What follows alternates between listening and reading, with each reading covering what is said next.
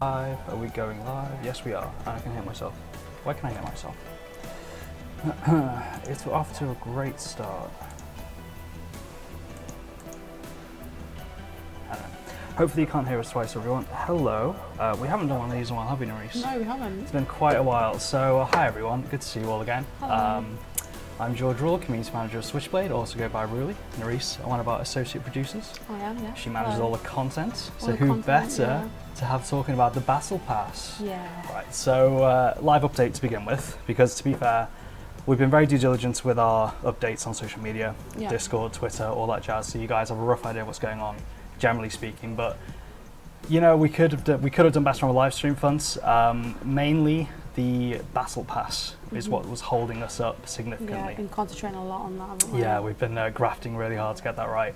So as you know, Switchblade is still very much early access, and we are working very hard to be feature complete within the year. So feature complete will mean things like competitive mode, hopefully custom games, these sorts of things to make it into the game, ready with it, and we'll ship it, get a nice shiny seal of approval, get some marketing going, buzz, you know, etc.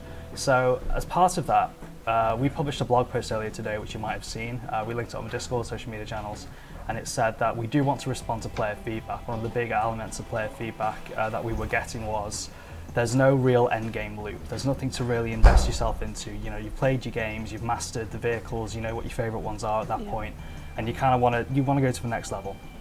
So for us, we thought a battle pass would be the sensible thing to do, especially while we were still in early access, to sort of allow players to grind on their own schedule, on their time, and invest time into to unlock rewards and things like that. So this stream today is to show you what we've been working on. Hopefully get some questions from chat. We got some of our hardcore fans, Brandon, Eddie, Jedi. We know you from the Discord very much so. It's good to see you in here. We're going to walk you through it. We're going to show off as much as we can. Maybe keeping one or two things secret for the actual release next week. So we'll see how this goes.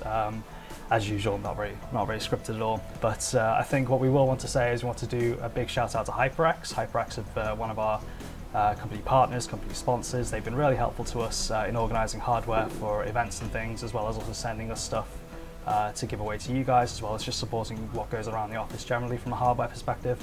And thanks to them, we've got 3 HyperX Pulsefire Pro mice to give away. Nareice is our lovely, like, hand model-esque, yes, shiny. So we've got 3 of these to give away.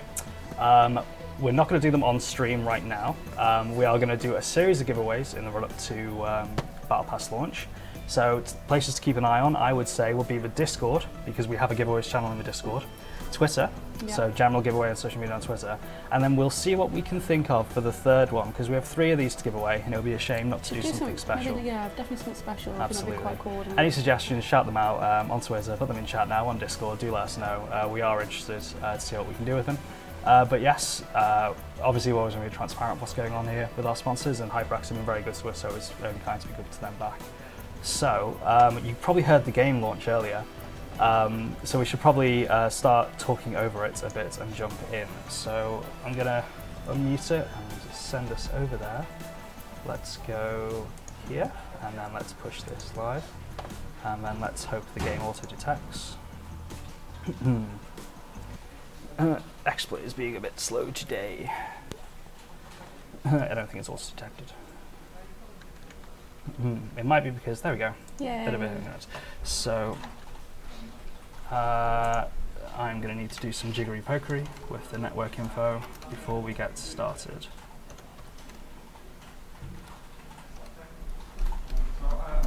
There you go. We don't want you seeing anything else that comes of it later. But we are in the Hall of Champions, as I'm sure you recognise. It's actually probably very quiet right now. So let's just do this. Let us know on the volume, guys. I haven't tested it. If it's too quiet, too loud, do let us know. My computer's moved around a lot. and it's got the streaming hardware in it, so let's go. So, Hall of Champions, not much has changed. We've got showing off some of the vehicles that we'll get to later. Some very interesting skins, interesting being an understatement, as well as a couple of other skins as well It's as a wild card, really, isn't it? yeah, I mean that's the wild card skin. I don't think so. So we need to. I thought I updated this. I did. Bishop kindly jumping in with some extra info there. The Angel. The Angel. This is the big part of our battle pass. So Look how fancy it is. it's very fancy. It's lovely. It is. My favourite vehicle so It far. is. So it's a very interesting vehicle. It's probably a first for us in a lot of ways because it's the first healer for us that doesn't heal by tether. It heals predominantly by AoE. So the Gravitron does have an AoE heal. The Hippo has a healing raw super, which is an AoE heal, things like that. But the Angel's primary source of healing is through an AoE heal, similar to other games you might have seen. We want to sort of take that concept and make it our own. Additionally, the design of the Angel is something quite new for us. I think it's safe to say that it's entirely made out of clockwork, as it were. There's no combustion engine in there. And we're going to be having Doug Waters, one of our audio designers, come on later in the stream. He's going to talk us through. Isn't he? Tell us Yeah, about I how he's think been making it. I know. I think he had a lot of fun doing this. I think. Yeah. I think there was a lot going on. It's a scary angel. Yes, it's going to look a lot scarier soon. We took note of your feedback for the Sundog and how we introduced a vehicle that didn't have any cool skins. We've definitely addressed that feedback in this update with the Angel. It's going to have at least one cool skin that you can work towards, and it's going to be a lot of fun. But yeah, Doug had a lot of fun designing the audio for this as well, especially. Bish, what are you sending us? Bish is politely pointing things out behind the stream. If you refresh Bish, all the information should be updated. Thank you very much for your help behind the scenes. So we'll go into the Angel in a bit, but first you've noticed we have a new tab, we'll call it tab, in our Hall of Champions menu. So we've moved some stuff across now. Indeed, yeah, we've done jiggery pokery. Maybe we'll eventually find use for that that yellow one that's not used over there. Again, we'll take suggestions. What should we put there? But without further ado, let's jump into the battle pass. So, a lot of this is going to look familiar. Let's put it this way. The battle pass in itself, as a concept, is quite familiar now to the games industry. So we're not really deviating too much. We've got a premium tier and a free tier. Just like a lot of other battle passes have done, but the differences are that we've got some excellent rewards in ours, which I don't know if a lot of other battle passes have as great rewards as we do, or as generous rewards actually. Yeah, I think we've done quite well. We've got a very good amount of like vehicle skins in there, character customizer content. We've got new emotes which we've never had in the game before. Yeah, absolutely. So it's going to be great. New hair, helmets. Yeah. It's going to be really fun. So the battle pass theme that we've gone for is we've called it Ride to Victory. And it's an all-encompassing title that has about 3 themes mixed in there, because admittedly we just couldn't really pick one theme. There's so many cool things to do, and so many cool ideas. We didn't want to stifle our artists too much. We're like, let's have 3 or 4 themes in here. So one theme that we've got is metal, rock music, those sorts of themes. So we have vehicle skins and decals and the character art that reflect that. So of course we've got this here. We've got eyes that have like wave beats on them and things like that, etc. And I think it's safe to say if we go back to this Berserker skin is very much inspired by how awesome that rock. is. Yeah, so our artists have done such a great job. Rotate that a little bit as well. I think we'll go into the collections later because I can't do it here. Maybe next. Nareice. Nareice. Sorry. Nareice, show me up here. Q&E. I mostly play on controller. I'm not a console elitist. Do we have a visitor? Do we want to? Oh, we have a little visitor. Oh my god. Okay. Yeah. Hello. Oh.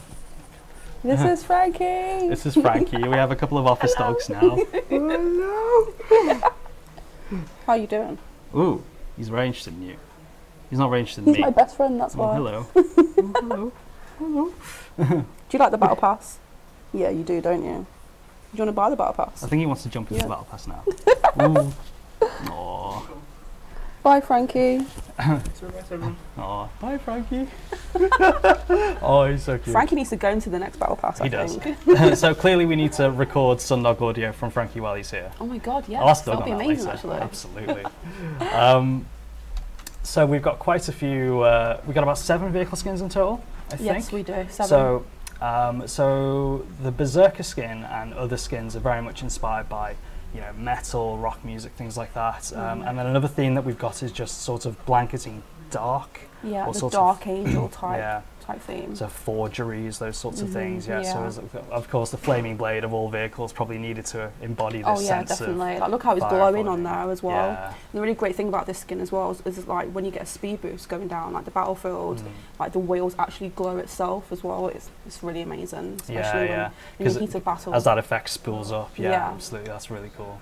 And we'll just have a skip through here. I mean, so again, this is fire, or death, you know, animated. So this is actually a first for us and new for us. We haven't got any animated. We haven't had anything animated on the player model before, have we? No, not yet. But we kind of wanted to bring something like more value, like to some of the items that we've got in the store currently. So you'll kind of see some stuff with like lightning on it, fire, waves, and whatnot. I think there's some really good like Tron-esque sort of player. Yeah. Some of the player flight suits that's look the one. so cool. It's absolutely amazing. So we'll probably get a few of those. We don't want. We're happy to show you everything you guys want to see. If you type out in chat, we'll have a look. But there's just so much to show here. We have had a question from Brandon. So the XP requirements do increase as you go. We're still working on the final numbers, and we're also working on an investment scheme dependent on the reward that's on the next one. So we've got Fernando, our analytics guy, is working with Dave, a designer who was in the Sundog developer diary. They're still working on this. So for example, some of these earlier levels might not require a lot of XP to get based on the nature of the rewards, but then when you get to something like a skin like this, it might take a bit more XP to get, just because we feel there's a bit more of an investment rewards. As far as I'm aware, currently the reward XP doesn't follow a typical exponential curve or a typical curve like that. There is a bit of variation. We do take into account, okay, this level's coming here, this reward's in this one, so it's all being worked out, but we think it's fair. We've run the numbers, and we think the amount of time it takes to unlock all the Battle Pass things through playing the game alone is below the industry average, so we think that's pretty generous. Yeah, definitely. I think we've done quite well with that.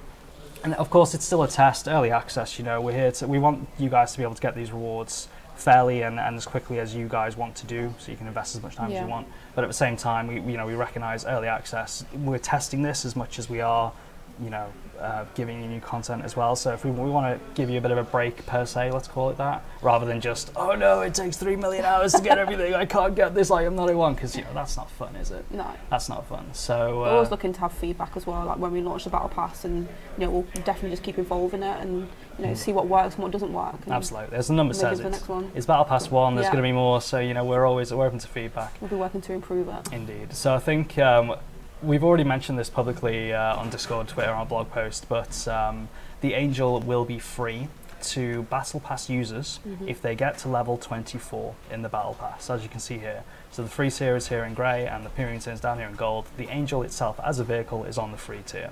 Again, it's not confirmed how many hours it's going to take to get this, but we're being fair with it.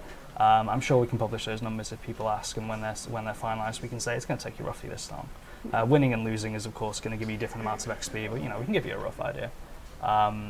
But we're quite thrilled with this, because it's a new way to deliver a vehicle to the players, isn't it? Yeah, definitely. It's like, it feels like everyone can actually try and obtain this vehicle rather than putting it behind a paywall, so it's kind of like everyone can actually just experience the Angel for the first time. Absolutely, just have to play a couple of games of Switchblade. Yeah, no, exactly. So usually new vehicles like the Sundog and the Porcupine, they made their way into the daily vehicle rotation after a couple of weeks, and we're still going to do that with the Angel. But here, we understand the rotation is there for people who maybe don't want to commit to the game financially. But if you do and you want to have your own loadouts of vehicles and things, I want to always guarantee these 2 vehicles, then you have that option, and you have this option this time by playing the game to get the vehicle. And it's also worth noting, we've also said, anyone who owns the Legendary Pack is going to get the Angel for free day one, as soon as the Battle Pass launches next week, and anyone can also choose to buy it for gems in the premium store. Yeah. So we think it's all pretty all-encompassing.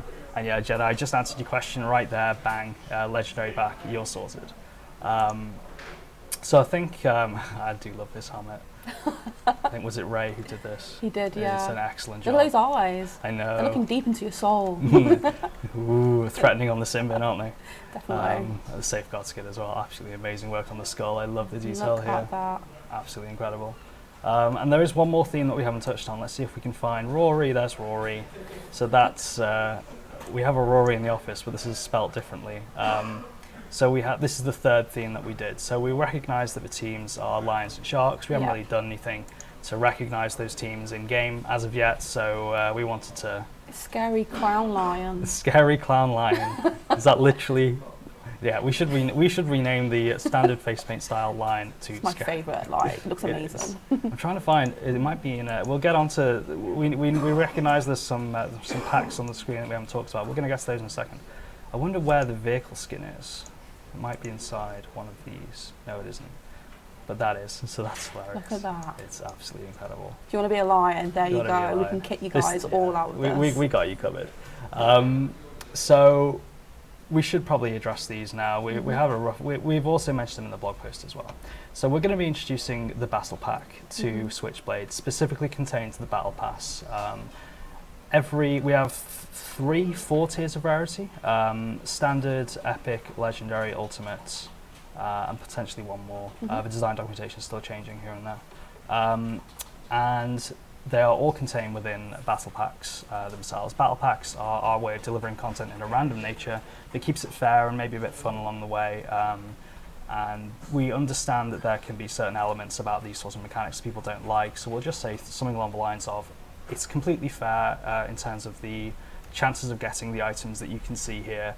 There's no weighting towards a particular item in a pack, and if you complete the Battle Pass, we can guarantee that you'll unlock everything in the packs all the way to the end. There's duplicate protection, you're not going to get anything twice. It's all there for you to unlock and work at your pace. And similar to other battle packs in the industry. So if we just go and jump back to page 1, if we purchase the Battle Pass, you can purchase standard or you can purchase the Battle Pass with a discount on the next 15 tiers. So you're going to find this is a pretty standard implementation of the Battle Pass. Lovely animations, lovely audio design, lovely everything. Hey Jonas, thanks for joining us. So the indicator at the top will show you how far you're going along. And if we pick a tier, let's just say tier 2, we can choose to individually purchase that tier for a small amount of Bitcash. And it will accelerate our progress along the Battle Pass at a pace we like. If you want to do this, you can. You don't have to. Again, we feel it's a pretty fair amount of time investment to get the Battle Pass completely unlocked. Additionally, what we haven't mentioned yet is we're reworking challenges in R14. We are, definitely. I don't think it's a big overhaul, but we are definitely including Battle Pass XP. Yes, we specifically. So if you complete certain challenges, in fact maybe all challenges, we'll double check that when it's all finalised. You will get Battle Pass XP towards your next rank. So you're not just relegated to having to win games. If you have a bad game, you've still got a challenge you can turn in and get a load of XP, maybe rank up a couple of tiers. So that's how that's all going to work. It's very transparent about how much XP you need to the next tier as well, so you can work out how much time you want to put into it. But I'm so amazed at what this team is able to put together with all these amazing rewards. I mean, the quality of some of these skins is beyond anything we've put out before. Yeah, definitely. Worked really hard on kind of like making sure that we've made some great concepts, especially with the vehicles as well, because that's what you guys play the most. Absolutely. So we really want to like just... There's a kamikaze skin right here. So yeah, lots of interesting stuff. Emotes as well, of course. So I think in total... so we have 9 emotes in the game. I think 7 vehicle skins. 7 vehicle skins. We have 5 new hair colours.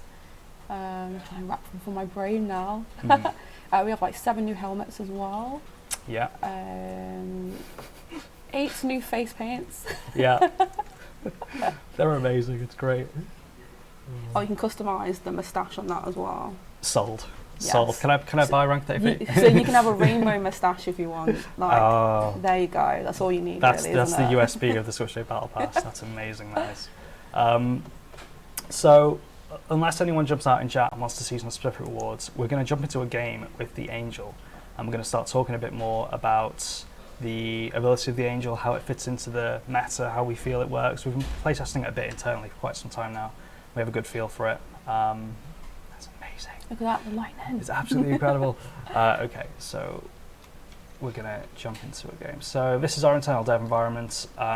You might see some things that screw up a bit, let's put it that way, including an estimated queue time of 1 hour, 40 minutes. I think QA needs to change that back to 6 seconds, potentially. We don't want to be searching for absolutely ages.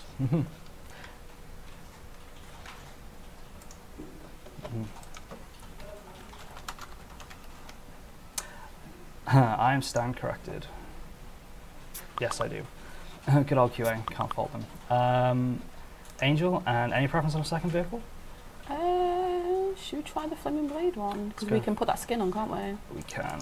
I haven't unlocked it. Oh, No, there you go. I have, because it's rank 1. I can't put the Angel one on there. No. That could be a surprise for people later. So the Angel's going to have a Mastery skin, as all vehicles do, and the Dark skin, I think, is available in one of the battle packs as you go. We're going to be doing things like double XP weekends as well along the way. Yes, we will be. And challenges will also help you significantly there. So let's get out of this and I'll ready up while I alt tab back to chat. 1464, no, so that is not the level cap. We have taken on feedback about level cap and raising level cap. We realised we have players at level 600, want to do more with that. 1464 is a reflection of MMR. So that's a debug tool that we have that enables us to see a player's MMR, and we use that for testing purposes. We're not going to go into too much detail on MMR. No. We're quite happy for it to be a behind-the-scenes sort of system, let's put it that way. And we'll kind of touch more on that when we talk about competitive ranks. Absolutely, that's definitely in the pipeline. We have a healer healing us. Okay, so right out the gate, the Angel will passively heal all friendly units nearby. Yeah. That is not an ability you need to buy. It's just baked into the vehicle level 0, and it's of course denoted by the AoE effect that you're seeing around it now.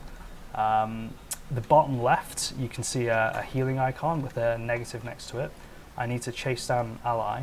We wanted to make sure that people were aware of who was in the field and who wasn't in the field, so we added an indicator that tracks how many people you're currently healing with your passive heal. So if I catch up to Oscar, that's going to go up to 1, and if I catch up to, is this Rosie, that'll go up to 2, and now all the mobs as well. So that I've grabbed all the mobs and the players, and I'm just passively healing them as we go. And we're going to immediately... No, I'm going to miss it. No, okay. Well, we got 1 in. So with the passive heal, it's always going to be active, except under certain circumstances, which we'll get to.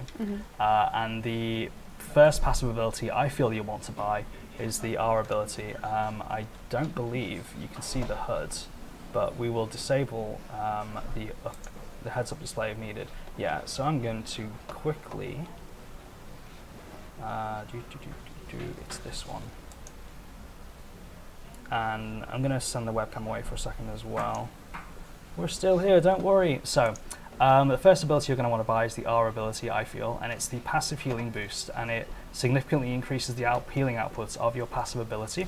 So if I go up to these mobs, and hopefully get the AI to damage them, or if I go and find, who's this? Who needs help? Rosie, I'm going to help you, come back.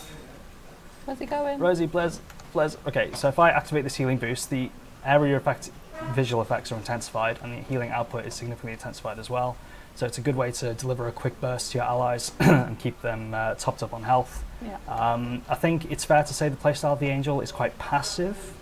You don't have a lot of health yourself, as this unfortunately might be demonstrating now. And you want to try and play in the back lines to keep your allies alive. There we go. Thanks, Orlando. Appreciate it. So you're going to want to play passively, you're going to play in the back lines, you're going to want to try and keep yourself alive whilst keeping everyone else alive around you. Let's go for... The Angel's quite fast as well, isn't it? It's very fast. It's really cool to kind of like zip between lanes and like see who needs to be healed. Like especially when we do like internal dev tests. Yeah. We're always saying, Angel, we need you. Come up to the mountainside. Yeah, absolutely. It was like, who needs healing? Who needs healing? Bang, they're there instantly. So I think the way we've been playing it a lot in playtests is it combos well with vehicles like the Sundog. It can very much decimate a lane and control a lane like that. I think it's very useful that way. We're really interested to see how the community takes a hold of the vehicle and uses it, and that's probably what we're most looking forward to out of all this. See if we can help our mobs out here. So the Angel does have a primary fire. It's not allegedly defenseless. It has a 3-round burst projectile fire, which hopefully isn't too loud or too quiet. The small angels coming out. Yes, indeed. Firing angels at people. How poetic. So it's not designed to be a vehicle that can put out a lot of damage in and of itself. It's very much a vehicle designed to be played with other players. It's in the support category. Yeah. But it can sort of pick away at people if it needs to, help chip away at mobs and things and stuff like this. So we recognize the Angel doesn't have a lot of health. So its secondary ability is a brief temporary invulnerability. And you will be immune to all damage, you'll have the same movement speed, but most crucially, your passive healing will be disabled. So while you're invulnerable, you also phase through things. You're not very, you are removing yourself from the battle temporarily by going invulnerable. You're cutting out your healing, so you can't help your allies, but you might, survive if you're trying to escape something or things like this. And now I've got down, I'm being chased by a goofer. This is something we'll get onto later, but that's actually the Angel's super. Yeah. So the AI beat us to it. It's showing us up now, really, I isn't know, it? yeah. I'm being shown up by the AI, and I'm being killed by the AI. We're going great. Brandon, tower healing. Your bot's just sitting on my tower doing nothing. Is that? Yeah, bots on towers doing nothing's getting fixed soon. We know what the problem is. We think it's to do with the healing. They're sort of waiting for an AI friend to appear and heal them. Yeah. We are aware of it. It's just, I think, maybe a couple of releases down the line. Yeah, it's going to one of our next bug fix release. Yes. The towers need healing. Any idea? No, tower healing is not coming back for in any time in the future, but we are aware of the feedback. We want to try and fix what has been going on. We have actually put a lot of work into this with the previous release before Battle Pass and fixing filled lobbies. Yeah. So we've put a lot of work into trying getting 5v5 lobbies going because we feel that is the biggest help towards getting player balance correct, including tower health and tower burn and things like that. We are aware that there's an overarching review of how Switchblade's played out, and are there other ways that we can sort of change how towers take damage, that sort of thing, and that's always in discussion. It's feedback that's been passed on to Dave and Jeff, and they're talking about it. They're our designers on Switchblade, so we are working on that. Passive opponents drain ability too. Okay, so you mean steal health from people? I think that's more like the vampire. I was going to say, I think we have a vehicle that ticks that box already. So I think the vampire super does that. I'm not 100% sure. It does indeed, yeah. So it steals health from the other vehicles to feed itself, basically. Indeed. It's not to say that we can't investigate putting on other vehicles, because the Sundog drains 10% of damage whilst doing its super. Yeah. So we have introduced that. We have introduced that in the past, where we feel it's appropriate. But rest assured, the feedback's gone to the correct people, so we'll see what we can do there. Yeah, that's not a bad idea. Tower doors respawn, you need to go back in. Again, we'll pass that on. Yeah, I think we've had definitely. similar thoughts. I don't want to use my super just yet. So the Angel is all about passive AoE healing and keeping people alive for as long as possible in a group. It doesn't excel at single target healing, but it's not to say it can't be used for that. Of course it can. You just pick one person, stick next to them, and you're good.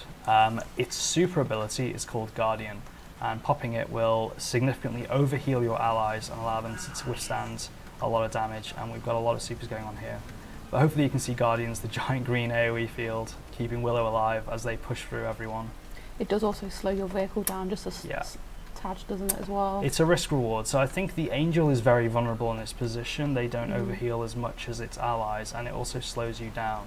So you need to think tactically on when you're going to use it, because if you can be countered very easily, like a high damage super like the Kamikaze, it's going to take the Angel out, but your allies are probably going to overheal quite significantly during that period. Yeah. So it's a very interesting vehicle, I feel. I think it's besides the Sundog, it's probably one of the most disruptive vehicles we're going to introduce meta-wise. Oh yeah, definitely. Because whilst we have AoE healing, it's locked away behind cooldowns and abilities and things. So we're quite excited to see how that's going to work. It's going to help Oscar out here.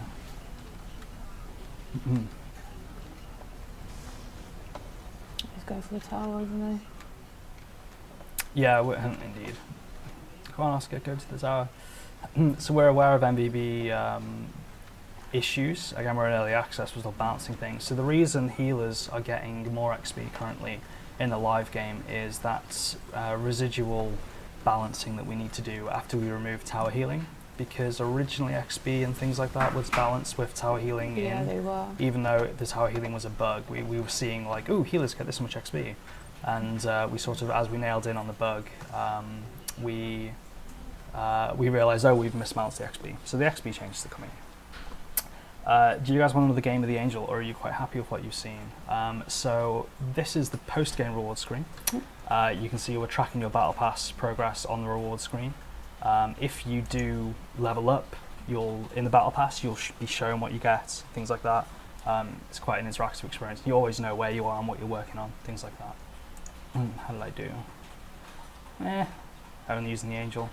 How much healing did I do? 1,800 when I wasn't really trying. I got beat by the enemy Angel. Oh, no, I beat the enemy Angel. Oh, okay, that's alright then. They did get 8 kills though, 8 eliminations. Did they swap to the Sniper Prince? Because I didn't swap. We will never know. I'm clutching at straws here. I'm clutching at straws here. Yeah, I am slightly better than a bot. I think that's everything on the Angel right now. We are going to get the lovely Doug Walters in to talk us through the Angel's audio design, because I think it's ridiculously interesting. It's based on a Clockwork music box sort of thing, isn't it? Yeah, just like all the little sound effects that you can hear of the Angel, especially the super as well. It's absolutely lovely. It's like a choir coming, like singing for you while you're doing it. Absolutely, I'm sure Doug will have a lot to say on that. Cash in, you have to still return to the lobby to cash in your bounties and challenges and things like that. Like this. This is still the same sort of thing. And all that jazz. So, I'm not seeing another loss, thanks Eddie. I'm not seeing anyone shouting out for another Angel game, so I think we'll swap to Doug. So, if I can jump to, yes I can. Nareice, thank you for joining us as always. No problem. You're on Discord as always. No, a pleasure to have you. We're going to have lots more exciting things to talk about in the future as well, hopefully. Yeah, definitely. So we'll see where it all goes. I'm sure we'll have some new information to share to the community soon, the new roadmap and stuff. Oh as yes, well. I've asked for a roadmap after Battle Pass, so we'll have more info for you. We'll get that over to you guys. So yeah, exciting times ahead. Absolutely, yeah. No, I think it's great to get back on releasing solid content updates. Yeah, definitely. And the community are going to be excited for that as well. Yeah, awesome. Excellent. Thanks for having me. No, cheers for joining. We'll be back in a second, Doug. If it goes. Expert players.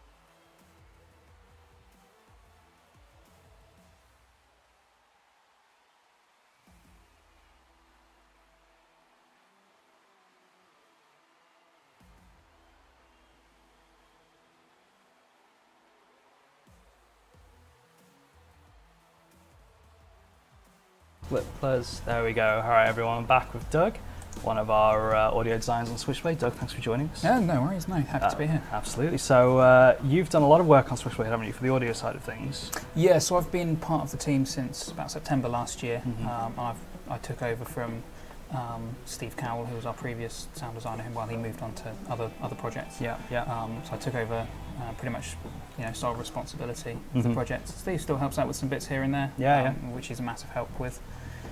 But yeah, for the most part, I'm doing all of the audio. So that's any new music, any sound designs, supervising any sort of VO recordings and any of that. So yeah. So you hit talk about the Angel, but besides the Angel, what else might people have heard in game that you've done before us? So in particular, the Porcupine was my very first vehicle that I did bits of audio for, and the Sundog was the first one that I've done. I did everything. So everything came through you, yes, sort of thing? Yeah, everything for the Sundog is all me, whereas the Porcupine's a bit of me and Steve. So.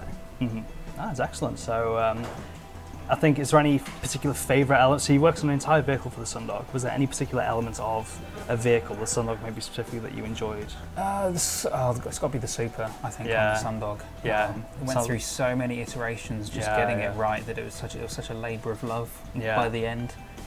Getting that real mix of sounds. There's so much in there. You've got like a big old flamethrower in there. There's even sounds that I tried to make it sound almost like dinosaur. I was watching like references from, I think it was a reference you even showed me from Stargate. Yes, one of the episodes of Stargate Atlantis. Yeah, so it's got, and because it's a Sundog, so I wanted to kind of bring that element of animalistic kind of stuff to it as well. So even with the Super, when it's ready, you even hear it growling in a way. It's still kind of very synthetic, but it's definitely got a growl to it, and you can hear it coming around the corner, and you're like, oh no, it's the Sundog, and it's got its Super ready.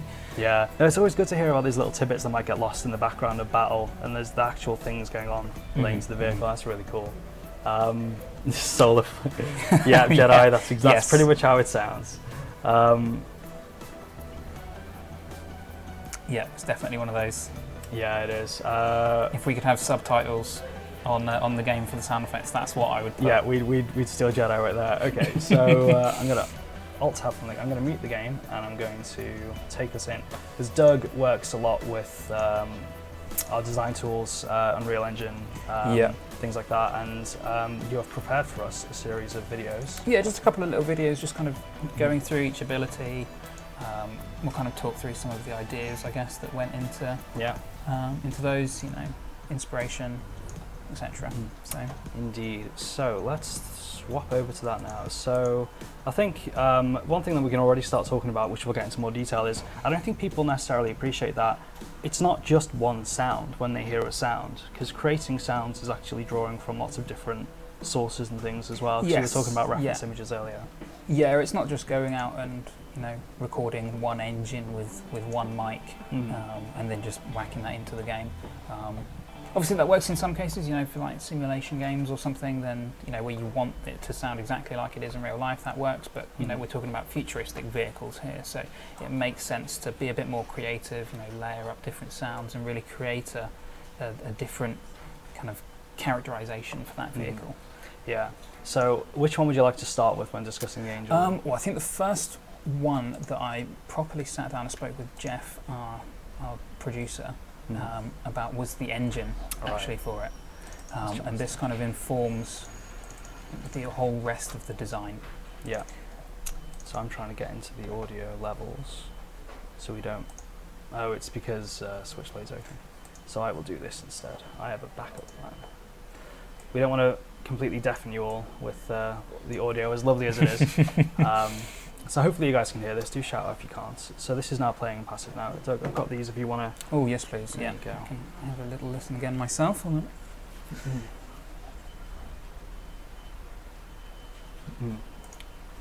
that's just picking up us. That's not getting anything from the game. No, but that's all right. That's all right. I know what's going on in here anyway, so...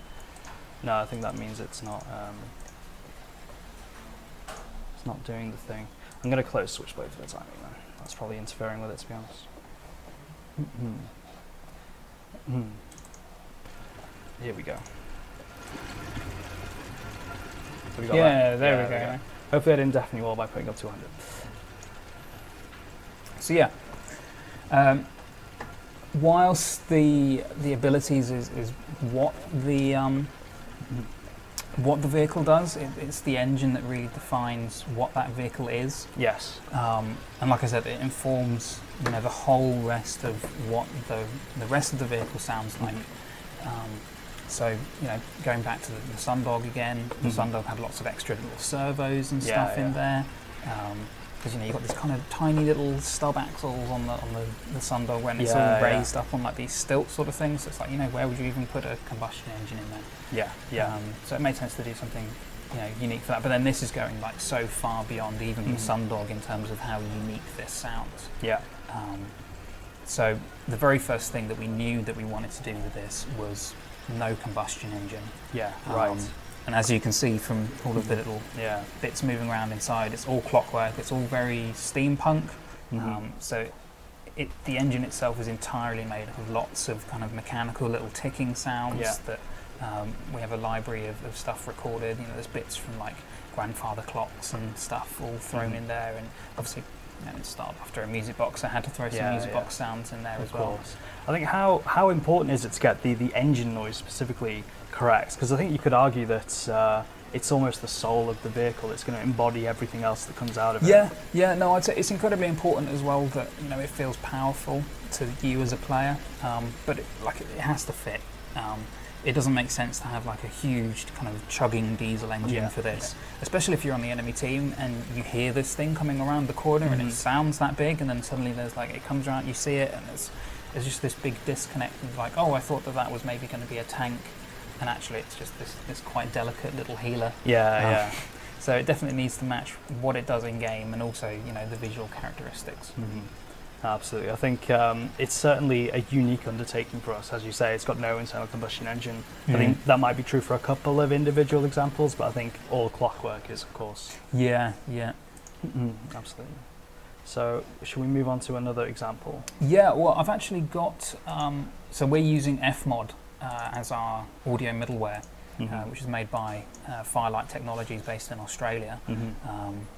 And this is the patch event that we're using for the engine. So as you can see, there's lots of little bits in there. There's jet winds, there's turbine stuff in there as well, and then you've got this big bar in the middle that's quite conveniently labelled ticking. Yes, I wonder what that sounds like.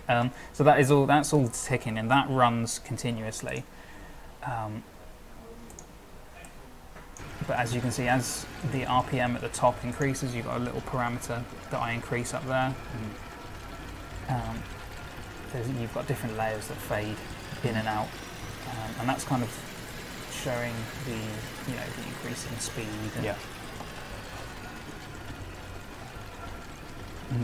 Making sure that we're not being drowned out by your lovely audio here. Of course. So the bar here is to convey to people at home. This is the engine revs, or the speed at which you're going in game, and it will pick different audio tracks based on where you are, to sort of make the engine noise as a whole. Yes. So in game, you know, this bar is like it's constantly moving back and forth. So obviously the audio shouldn't remain static when you're increasing and decreasing your speed so rapidly. And so this gives us a way of representing that. But obviously it's not just the things that are fading in and out. You know, we've also got these parameters that we're controlling. So we have distortion, so that when you're at a really, really high speed, then you hear the engines kind of not, you know, struggling so much, but that it's at its upper limit. And we try and convey that through audio. So how best to convey the angel is foot to the floor, so we're trying to get back to the front lines. How do you convey that visually? How do you convey that a vehicle is at top speed without the audio there to support you, to tell you that, hey, you've reached the max amount of revs? You'd be quite limited otherwise. I think audio always forms a key pillar of game design. Absolutely. I think Brandon has a question. Yeah, of course. You could make a grandfather clock chime set for when one of the vehicle's weapons is ready for use. Well, we are getting onto that, so it might be worth talking about that one next. Yeah, actually, let's jump in if you want. If I can get out of it, yes I can. So we have the Guardian, which is actually the next video along. Yep, so we saw the Guardian just a second ago. It's the super ability of the Angel. So let's talk us through this if you fancy. Yeah, so this is obviously, you talked about earlier on the stream already, this is the big healing boost.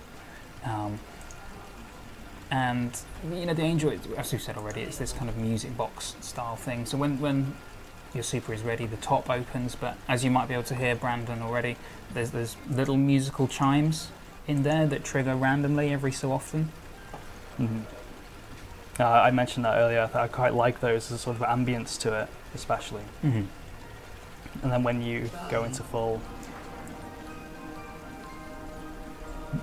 Yeah, we're letting you hear it right now. We don't want to talk over it. So that is one of my proudest moments of working on this game, is including that musical element, and you know, that really kind of ecclesiastical music with, you know, angelic choirs, and we've got church bells mixed in there as well. But still very much there's music box audio in there as well, so still very much keeping to the theme of a drivable music box. Yeah, no, definitely. I think I do love the angel popping up as well, especially. Our technical artists did a good job there as well. I think from the audio perspective, I like how the undertones of the angel, if we can call them this, because I'm of course potentially butchering all the language that you use day to day, but from what my perspective is, you've still got the ticking clockwork mechanism going on, even when you're in full super mode, and it's not lost in the background of things, and the music is very much a supporting element to it. Yes, yeah, so the ticking is kind of always underlying everything there, and it's kind of, it's the groundwork for everything else. So everything else is designed to fit alongside and on top of it. I think with you wrote this particular piece of music, didn't you? I did indeed. Was there any inspiration to it, or was it just sort of gut intuition? I think I did watch a number of times. People might be familiar with Pirates of the Caribbean with the little music box. So I think I drew a lot of inspiration for that. Whenever I think of music boxes, I always think of the Davy Jones music box theme. Oh yes, of course, yeah. So musically, it doesn't derive from that, but I think I definitely wanted to go with something very kind of simple and sweet like that. Yeah. Because of course you've got such a small amount of time to convey it all as well. Yeah, I do like the crescendo at the end as well, where it all comes together. This is a nice kind of little flourish, but also that flourish is important, not just because it sounds nice, but it's important from a gameplay perspective as well. So it's not granting invulnerability by any means, as we said. A kamikaze can quite easily get in there and take it out. The angel hasn't got enough health to withstand the 8,000 damage that the kamikaze does. But it informs when it's going to end, which is incredibly important information for your allies to know when they maybe need to be ready to trigger their own healing abilities or their own shields or whatever, but also from the enemy perspective as well, to be like, okay, that's ending now we can fire up our stuff and we can counter-attack. Yeah, because if you don't exactly have the perfect quote-unquote counter to the angel at that time, you're going to want to know when you can start manoeuvring back in and taking on the assault. Yeah, you're going to want to wait and see what they're doing. Sounds cool though, thanks from Jedi. That's what you want to hear. Which ability would you like to dive into next? Well, we mentioned the Invulnerable. Yeah. So that would be a good one to jump into. We got two for that, so we'll start with this one. Yes. So the two videos, they kind of tie into each other.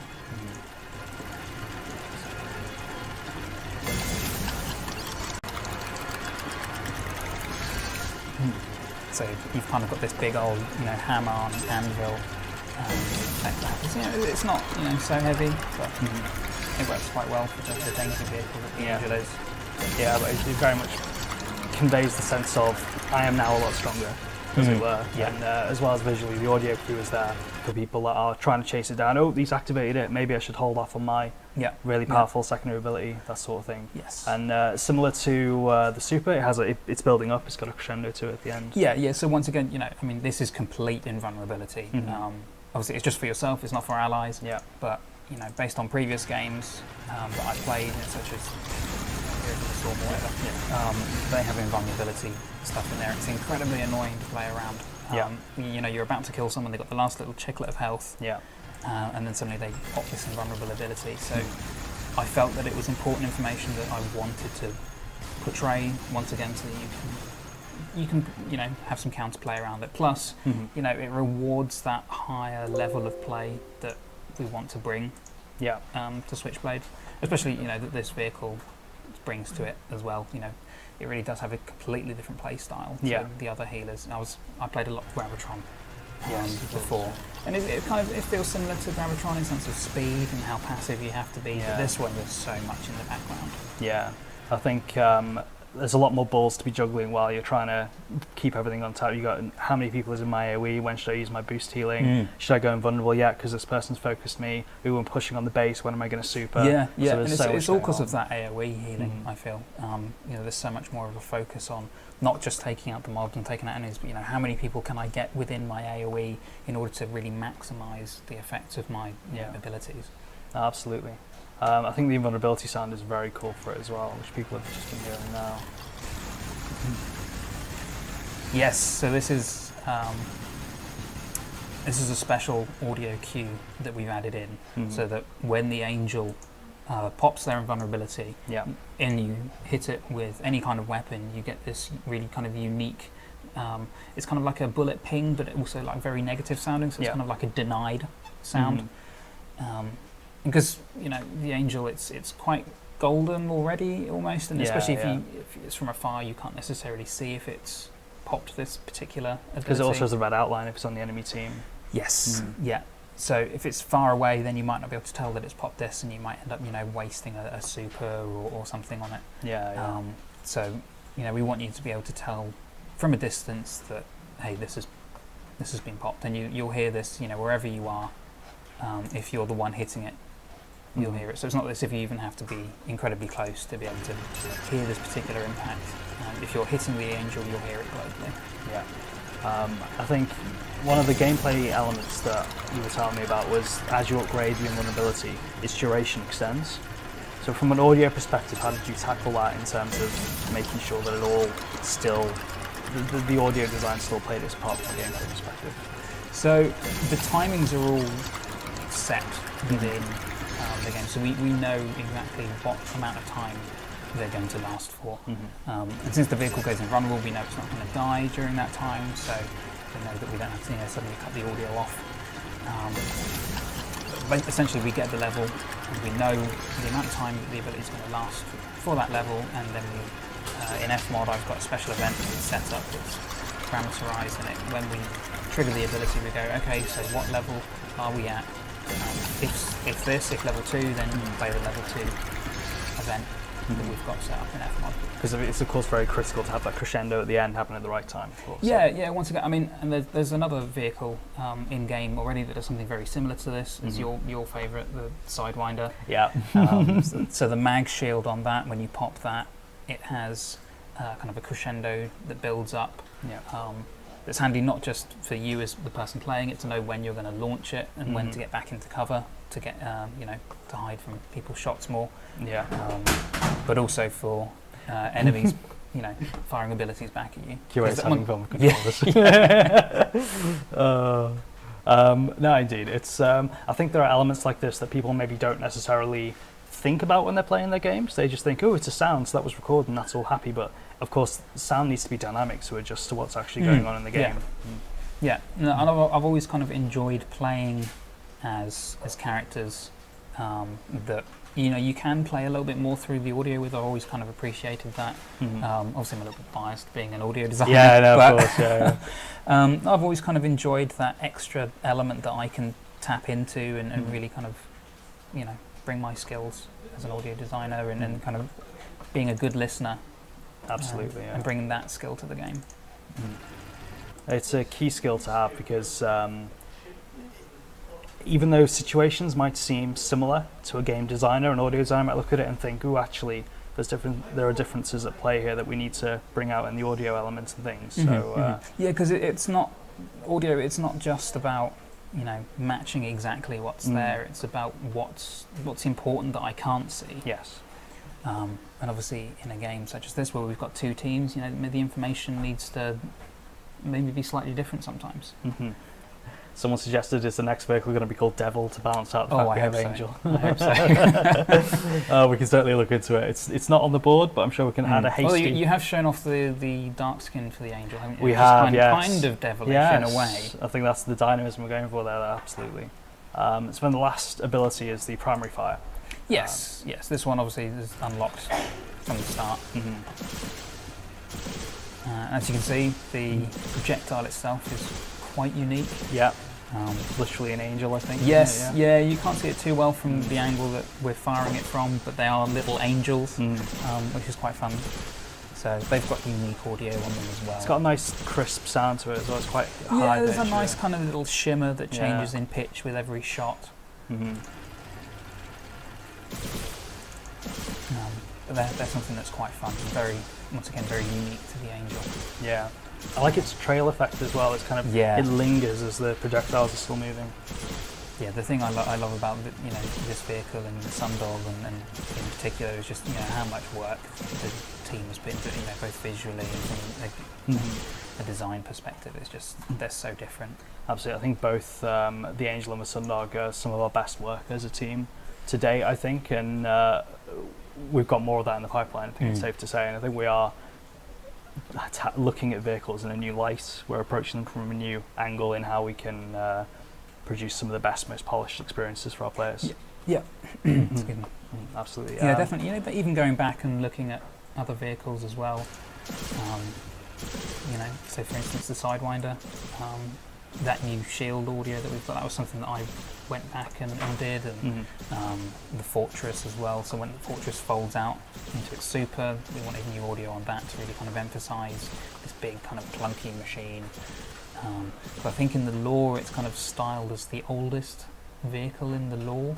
Right. Historically, yes. I think I'd have to read up more on the lore about that, but I think it's supposed to be this really kind of old, juddery kind of tank.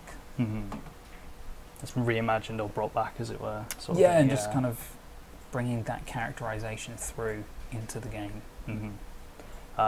Should we boot it up and have a look at it in game? Yes, let's do that. So I am going to quickly swap us back over so we don't see any of our internal stuff to Angel. I think while we're doing this, since I've been asking everyone else, what is your favourite vehicle in Switchblade? Goofer. I already knew the answer to that, but I think you should explain to the viewers at home why it's the Goofer. So I love I don't know if I was the first one to stumble across the combo, but I love playing stealth characters in other games as well. Even in stuff like D&D, where I'm the sneaky rogue. And so the Goofer it took a while to get used to it, but what I really love is when you get your mimic, not the mimic, sorry, the cloak. Yes. You get that to max level. If you get the cooldown reduction buff from the shop, and you can time your if you time your abilities correctly, you can be visible on the map for only ever 3 seconds at a time. Only 3 seconds at a time. Yeah, so effectively permanent invisibility. Yes, it's incredibly powerful. Yeah. And when you pull off that combo and you get all your timings right and you're cycling your abilities, it feels really, really fun. Well, hopefully not too many people at home jump on that. Last thing I want to see on Twitter is Goofer OP, please nerf. You don't want to see that either. I don't want to see it nerf, so I might have shot myself in the foot here. Brandon, Brandon's is the Sundog. Why is it your favourite at the moment? Actually, I think in our analytics, I think it's showing that the Sundog is right up there right now. Yeah, well, the Sundog's great because the Sundog can do a bit of everything. It's really a jack of all trades. You've got a high amount of damage that you can put out with your super.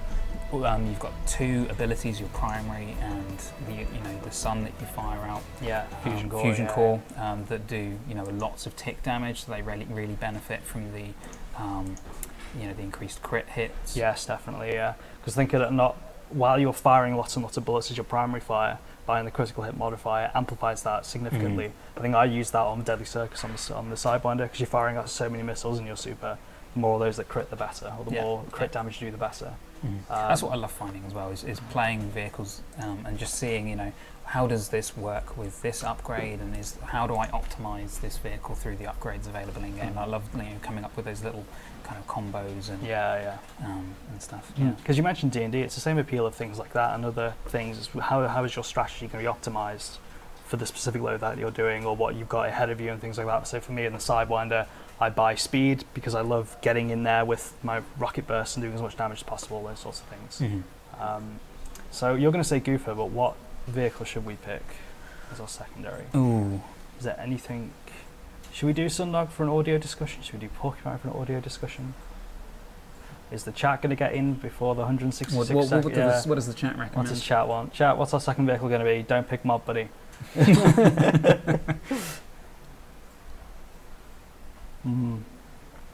I pick Sidewinder, but I'm completely biased. Yeah, cheers, Bish. Thanks for that. Mob, buddy. I need to mute this. Okay. Sundog. Brandon says Sundog. I think we'll go for Sundog. I think we'll go for Sundog. Sundog's a nice one. Oh, Jedi Porcupine, just a bit too late. Next live stream, Jedi will do Porcupine. Porcupine's really fun. It is really fun. That tether is... It's a bit too fun. I think we've got some patch notes coming out which are going to have a bit of a tweak on the balance. I think Porcupine, chopping block isn't the word, but it's certainly there. This is some of our Battle Pass decals though. That's looking lovely.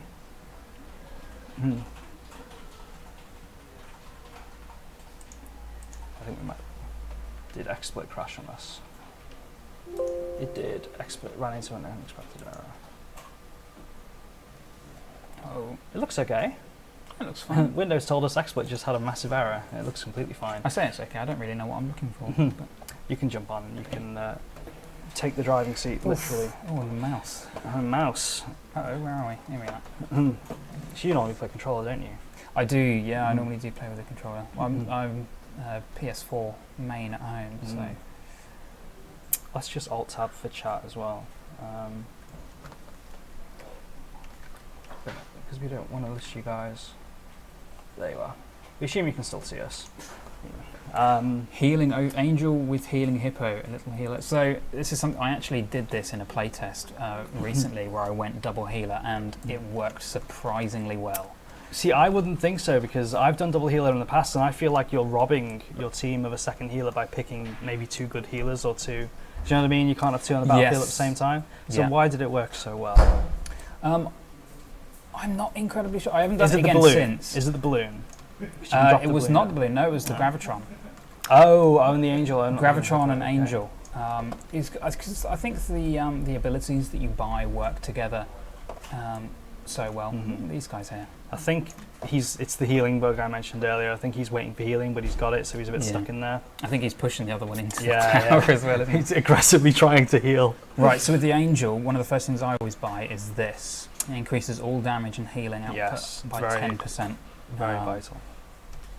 That's actually one of my favourite ones to pick for all vehicles. I'll actually save until I get the 1,000 and then pick that up.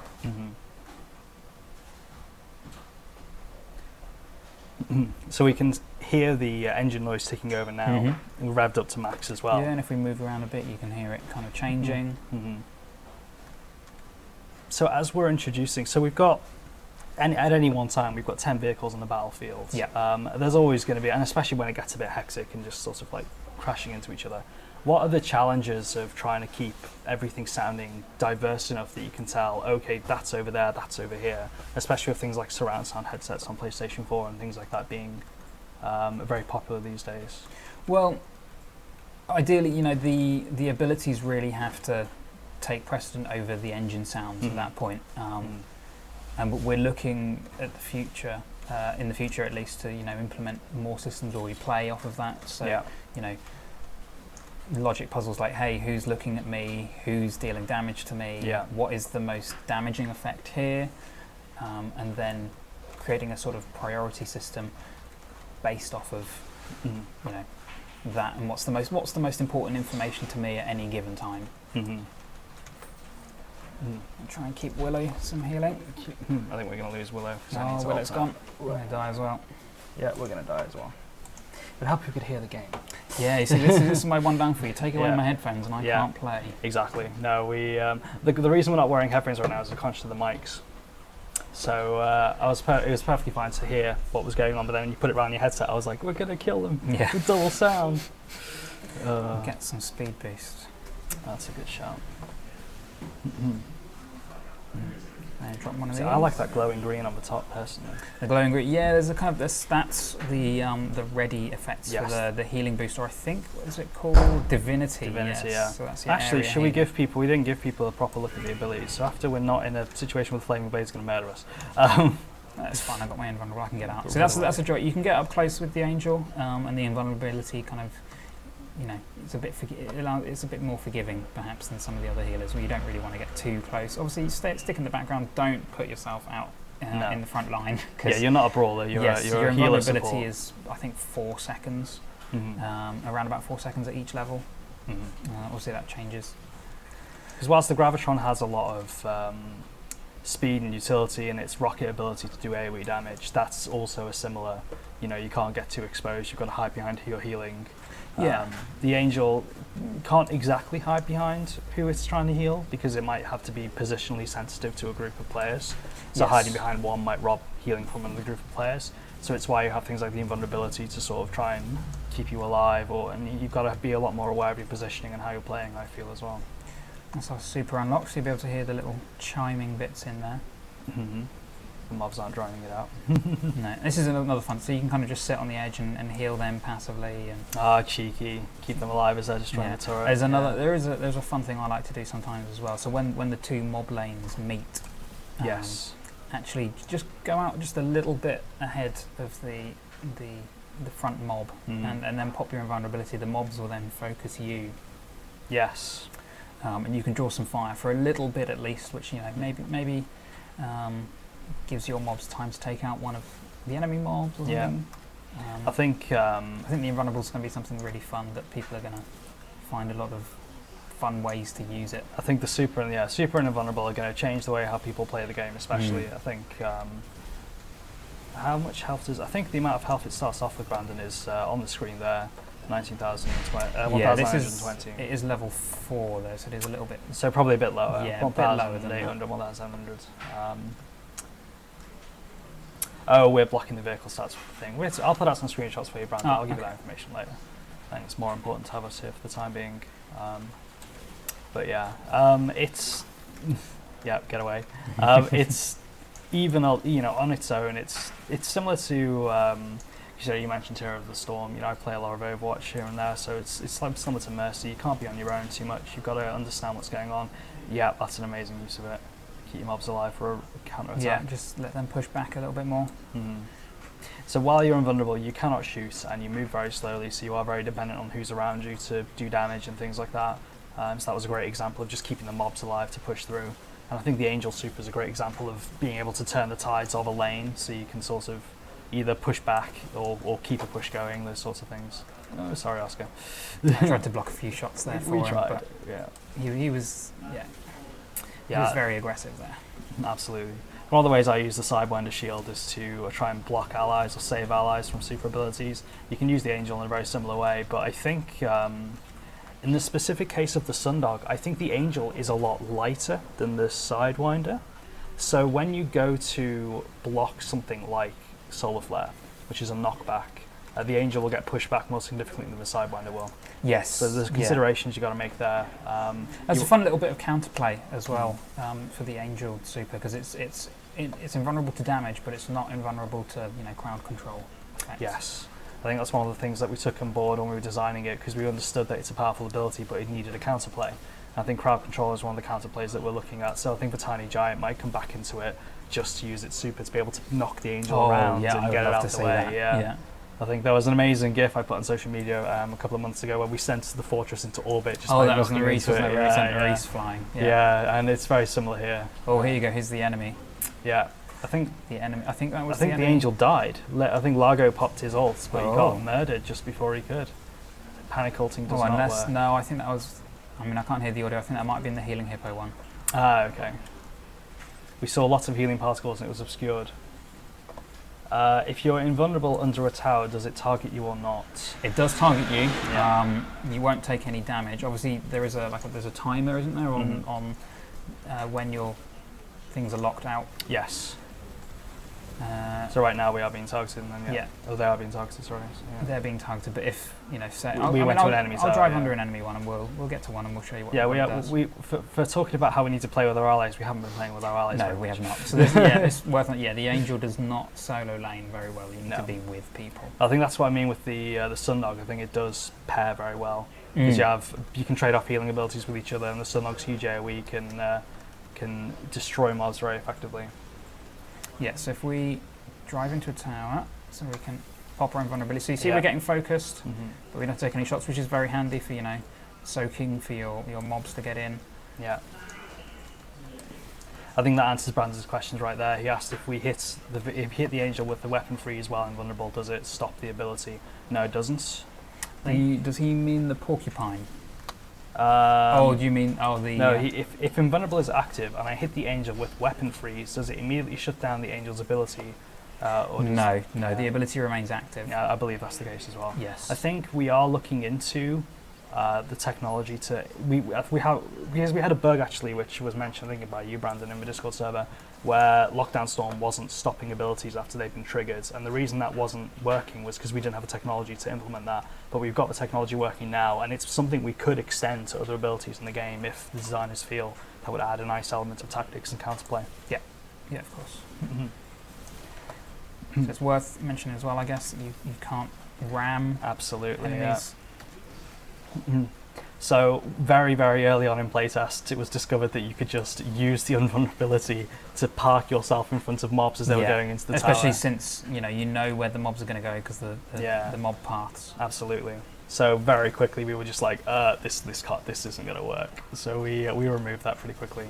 The tactic is still viable as a stall, so you can, as you said, get focus of the mobs while invulnerable and just sit there. But the duration time on the invulnerability and and other factors as well mean that it's not going to last you too long. It's a good couple second stall if you need your ally needs a couple of seconds on his cooldown, but it's not going to win you the lane. You're gonna have a bad time at the end of your invulnerability. Yes. Yeah. Willow just shredding with the grenade launcher there. It's another good pair, the vampire and the angel. Yeah, because the vampire super will keep it alive as well as the angel's ridiculous healing output of its own super as well. Not unkillable by any means. Oh, hello. Yeah, Willow's pushing up, He had a CC to use. If invulnerable, can a tiny giant push you with a super? Yes. Okay. Yeah. So it's just mobs that you're a thing, so that's been changed. That's good. Oh, it's invulnerable through the sanctuary. Yes. Yes, you can be pushed. So I think player interactions still work, but mob interactions are disabled. Yes. Yeah, we don't want to get too close and get killed here. I'm a little bit too far away, so I want to keep up my healing though, so just keep there. Because now we're on the late stage of the game, mobs have so much health at this point. It's all about just getting those doors down towards the final stages. Let's do as much healing as we can, put everything into level 5 of the divinity. Yeah. See, I like this tactic because we're stalling so much that we've got a second wave of mobs that have joined us, so we've got more than 4. It's quite hard to do sometimes when players are constantly coming onto the lane. And this is another fun thing to do. Yeah. So you pop that. They still get popped, but they get popped by the laser, they won't get popped by players. Yes. So the laser itself does so much damage that it one-shots mostly everything mob-related, but that super will prevent players from supering the mobs and destroying them and things, unless it's a single target like Kamikaze. But the Berserker would be neutered in that situation, it doesn't do enough damage. No, agreed. Yeah. It's a lot of fun. We know, looking at this, does the AoE heal ability get blocked by walls? I believe it does. Well, as in you can see it comes around a wall? Usable. I don't think it's usable around walls. I think you need line of sight, Dave said. These are very technical questions that I'm not suited to answer. Yeah, I think it's like the Kamikaze, how if the Kamikaze line of sight is broken by a wall, even though you would be in the AoE if it's broken by something, then... I believe that's the case as well. Yes. I think we are aware of the fact that the angel the AoE healing of the angel can be its detriment when it's trying to hide, which is why we disabled it when invulnerable to sort of give you a bit of a stealth element. But be assured that if there is no line of sight to the angel, you can't cheese it and heal whilst hiding behind a rock or something. It doesn't work like that. You just had a vampire super over here. Get in, heal up some mobs. Yeah. They're going to die anyway, but it's a little bit of a stall.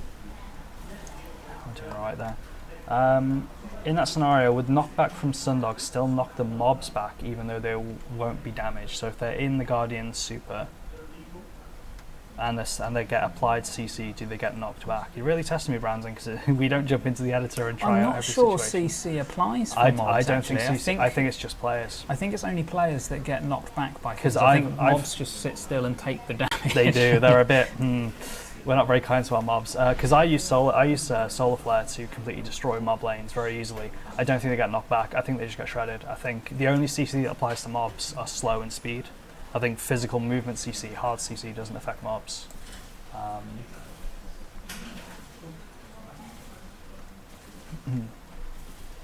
It's something we could look to add, but I think the reason we don't have it in there is because we want the mobs to be predictable. Oh, go on, go on. Get him. Go on. There we go. No, he died to an angel, mate. That's exactly the situation where you want primary fire, just last little chip of health.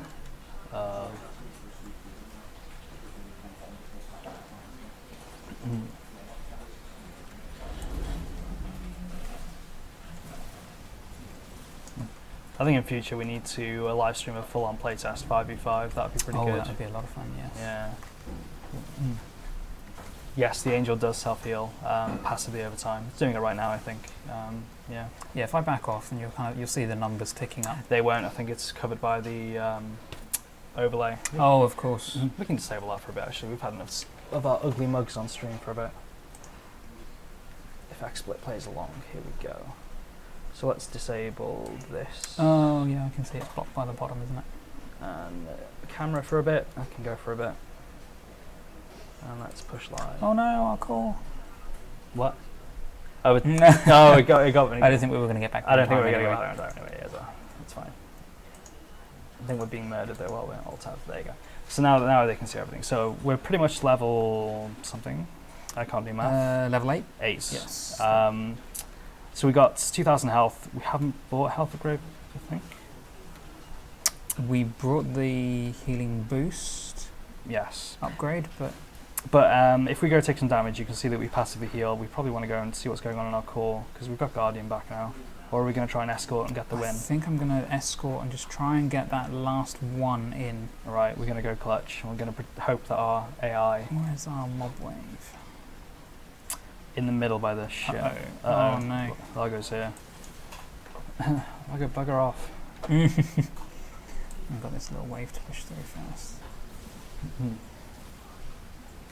I believe it has more health than the Gravitron. So... Yeah, the Gravitron does. I think the Gravitron has a shield though. Yes, which is further boosted by the shield upgrade. I think one thing that we will say before the Angel goes out the door is we are aware of what it does to the Gravitron in terms of offsetting it in the meta. We are going to address that in a future update. It's on our radar to sort of take another look at the Gravitron. We think the Gravitron's ultimate is still very good. Its super ability, the Gravitron, the Singularity, the hard CC is still very useful. Doesn't do a lot of damage, but yeah, like you said, that it's excellent for locking down areas. It's also great for just annihilating an entire lane of mobs because you know they're going to just drive into it and get destroyed. Yeah. So we do want to keep. that's a quick. Not going to get me, Orlando. Yeah. There we Oscar. go. Cheers, Oscar. Counter attack. Yeah. So we want to take another look at the Gravitron, maybe build some more around its super because it's a good vehicle, but. With now the Angel is primary fire and the Gravitron doesn't, it opens up some questions, so we are aware of those. Okay, so we're at 50% core, and we have used our super now, haven't we? I wonder, we've done a lot of talking about, should we switch we've got the Sundog, we haven't touched at all.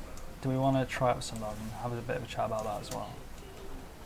We're doing interesting on Mountain, we seem to be making progress. Yeah, I don't know which two that is that's doing that.